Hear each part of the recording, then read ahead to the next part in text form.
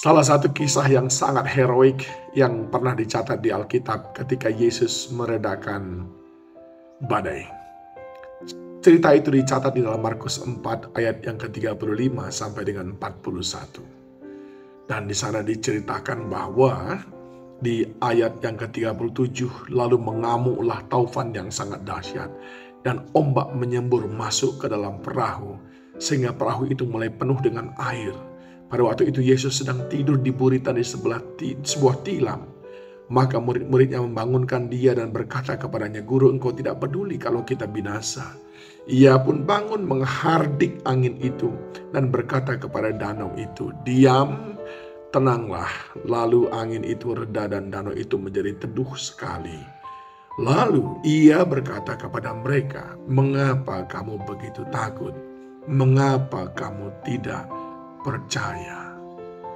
Saudaraku yang dikasihi Tuhan, renungan yang saya mau sampaikan kepada saudara hari ini adalah sesudah ditolong, lalu apa?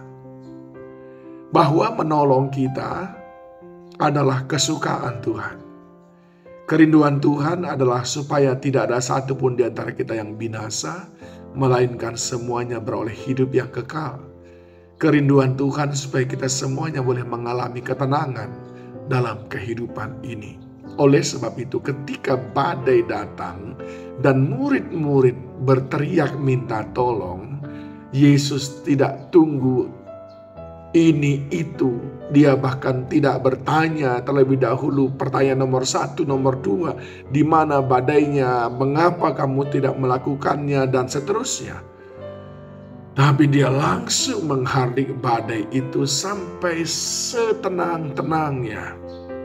Dan dikatakan di dalam ayat firman Tuhan tadi, ayat 31, ia pun bangun menghardik angin itu dan berkata kepada danau itu, "Diam, tenanglah." Lalu angin itu reda dan danau itu menjadi teduh sekali.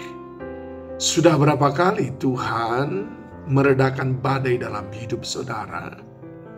Lalu apakah saudara berhenti hanya sekadar bersyukur ketika Dia sudah meredakan badai itu?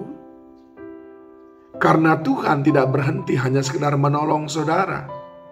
Dia tidak berhenti hanya ketika sudah meredakan badai dalam hidup saudara.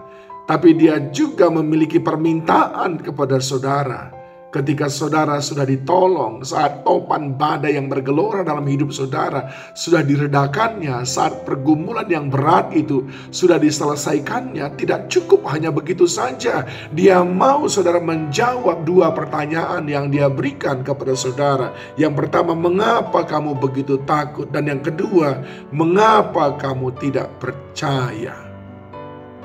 Saudaraku yang dikasihi Tuhan, jangan hanya berhenti ketika Tuhan sudah tolong kita lalu kita anggap sudah selesai.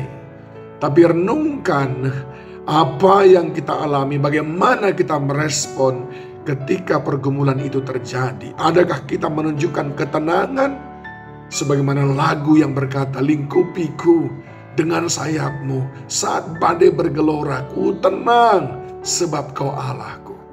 Saudaraku yang dikasihi Tuhan, untuk meredakan badai itu menjadi tenang begitu mudah bagi Tuhan.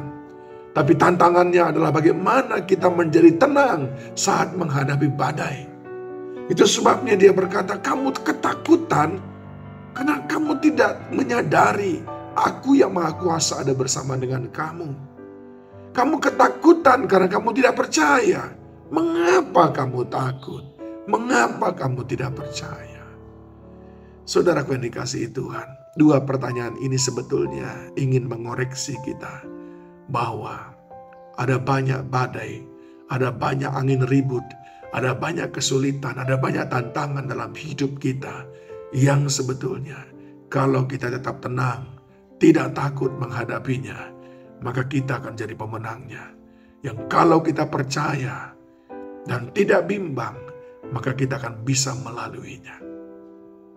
Sudah berapa kali Tuhan meredakan badai, angin ribut, topan dalam kehidupan saudara? Lalu pernahkah saudara ambil waktu untuk merenung? Adakah aku terlalu takut? Adakah aku tidak percaya? Karena ketika saudara takut, saudara berarti tidak percaya bahwa Tuhan Allah Immanuel menyertai saudara. Tuhan Yesus dan Roh Kudus kiranya jamah hati kita. Shalom.